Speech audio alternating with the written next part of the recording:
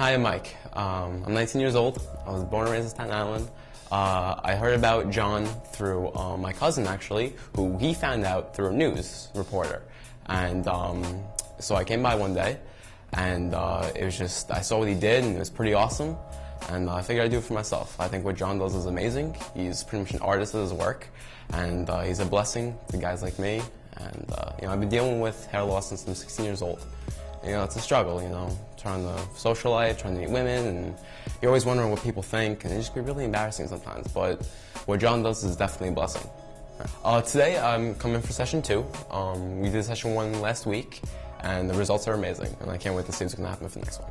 You can see he has more of a nice, subtle, natural, soft hairline, not too defined, and then you can see the softening effect, how it kind of fades down. That's real crucial for natural appearances and getting that natural flow.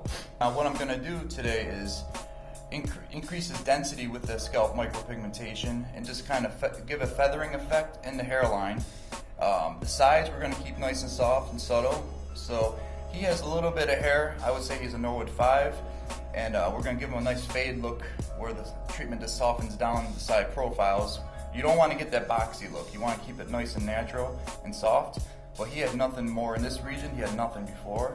He has some stubble hairs in here, so when people touch his head or rub it, it's going to actually feel like a lot more hair than he does.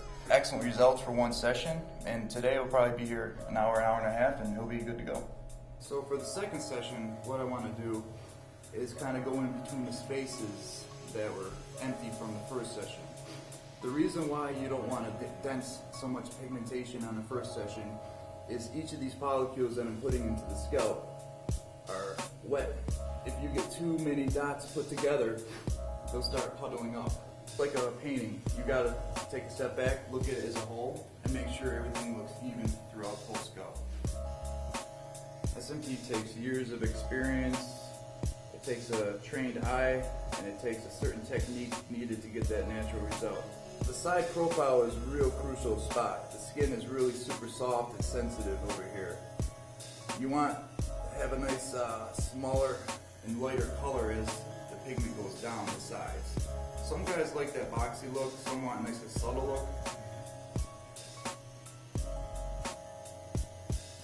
As you can see up close, his hairline's really nice and feathered in. It's about as natural as he's going to get it. He has a horseshoe, but this is the second session, so a lot of it filled in really nicely in here. So what I'm going to do is just darken up the color a little bit and then sprinkle into his natural hair. So if he does have any future hair loss, SMP is going to cover that as well. If you don't apply the right pressure, you can actually go too light on the skin. The pigment will disappear within a matter of days. If you go too deep, it would actually puddle under the skin in what we call blowout, which you don't want to do. I've never done it in my life. I've seen plenty of examples of guys that have done that.